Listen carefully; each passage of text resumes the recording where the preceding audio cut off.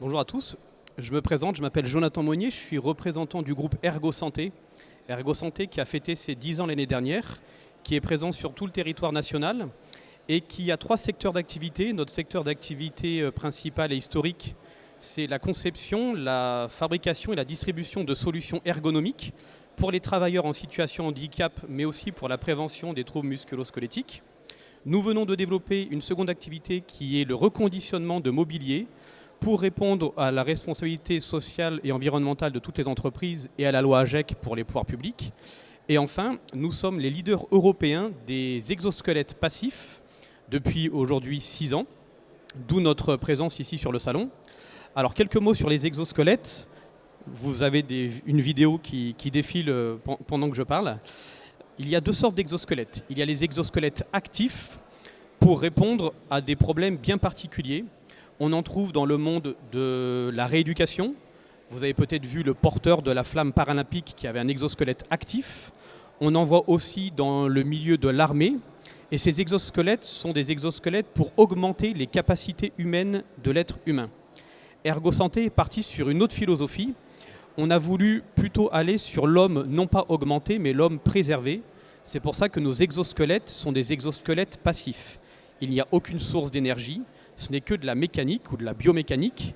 Ils sont légers, ils vont de 900 grammes à 1,6 kg et ils permettent à tous les êtres humains, qu'ils soient reconnus travailleurs handicapés ou qu'ils soient valides comme vous et moi, de garder une posture prolongée qui est en général répétitive et contraignante pour limiter les troubles musculo-squelettiques. Il faut savoir aujourd'hui que 80% des troubles musculo-squelettiques sont sur les membres supérieurs.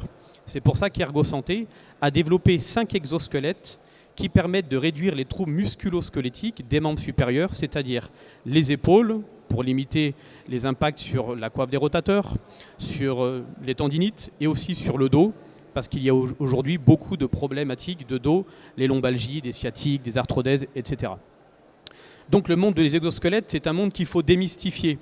Et aujourd'hui, lorsqu'on parle d'exosquelettes, on parle souvent de Robocop, d'Iron Man, mais parce qu'on connaît très mal le monde des exosquelettes.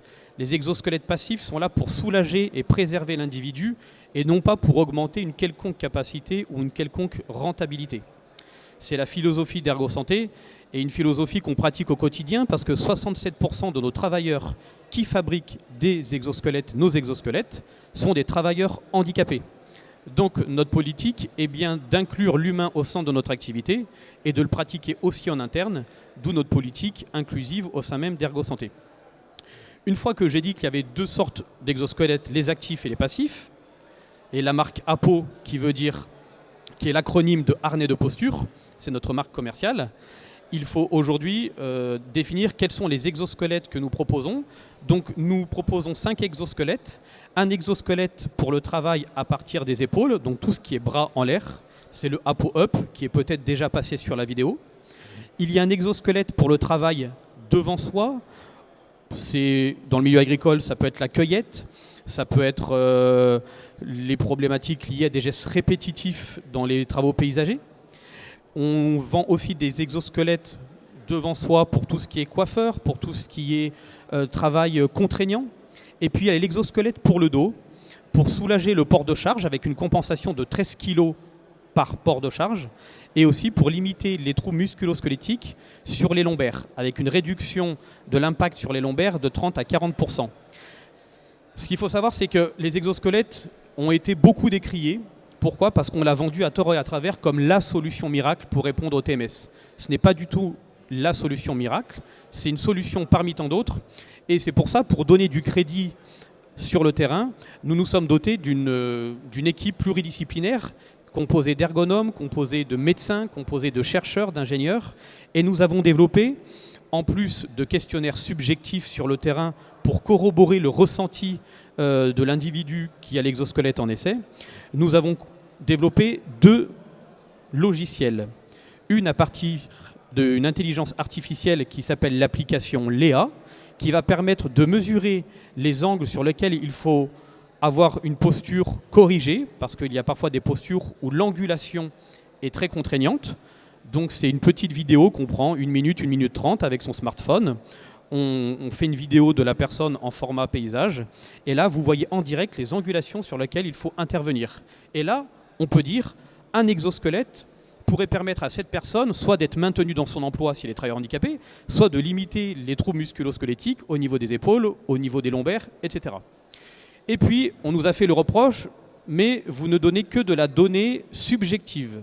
Nous, on est médecins, nous, on est chercheurs, nous, on est employeurs, on veut investir. Est-ce que vous avez des données et de la data scientifique? On a développé un petit boîtier qui s'appelle l'APO-Sensor, peut-être il est déjà passé, et qui va permettre d'être branché sur le APO, BAC, et il va nous donner 3 données. Le temps d'assistance, le nombre de flexions et le nombre de kilos soulagés sur les lombaires. Un petit exemple, on a mis cet exosquelette à une aide-soignante le mois dernier dans le 84, ou il y a 2 mois. Sur 1 heure, elle a fait 748 flexions du tronc. Elle a été soulagée pendant 70% de son temps de travail et elle a été soulagée sur les lombaires de 2 tonnes en 750 flexions sur 1 heure. Vous imaginez, c'est des postes où en général on travaille 12 heures par jour, sur 4 jours, fois une semaine, fois un mois, fois un an, donc le nombre de tonnes qu'on soulage sur les lombaires. Et ça, c'est de la donnée scientifique qui est corroborée par toutes nos études scientifiques et sur lesquelles vous pouvez bien sûr nous poser des questions. Peut-être un dernier point avant de terminer. On nous pose parfois la question, quels sont les levées financiers? Aujourd'hui, l'État doit chercher 60 milliards pour faire des économies. Aujourd'hui, on est dans un État-providence où, et je parle en tant qu'employeur, souvent on essaye d'être subventionné parce que la prévention ne fait pas partie de nos prérogatives, parce que faire de la prévention, ce n'est pas toujours de la rentabilité dans le résultat.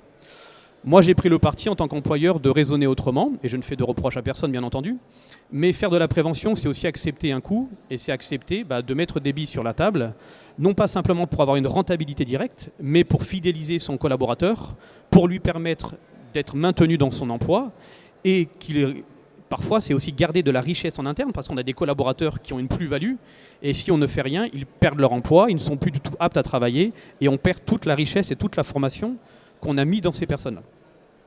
Donc aujourd'hui, quels sont les financements? La MSA ne finance pas grand-chose, et pour celles et ceux qui étaient à la conférence ce matin, la MSA se pose encore la question sur la pertinence scientifique de ces dispositifs. Et là, il y aura tout un débat à avoir, je pense. L'AGFIP et le FIP, pour les personnes qui sont reconnues travailleurs handicapés, peut financer à hauteur de 60-70% ces dispositifs. Et enfin, Ergo Santé propose ces dispositifs en leasing. Pourquoi le leasing? Ça permet à l'employeur de passer cet achat en charge et non pas en investissement. Ça permet de lisser la TVA sur le temps, sur l'échéance, qui est en général de 2 ans. Et ça permet, à la fin du leasing, qui est de 2 ans, bien sûr d'avoir la maintenance, mais de toujours avoir un nouveau dispositif, parce qu'il y a de l'obsolescence dans les exosquelettes. Nous, on sort 4 exosquelettes par an, et on en revoit 2 tous les ans. Donc on a toujours une nouveauté et de la R&D sur des exosquelettes déjà existants. Voilà, donc les levées financiers existent, les exosquelettes passifs existent. Nous sommes sur le stand B17 et vous pouvez venir nous voir pour nous poser des questions. Merci pour votre attention.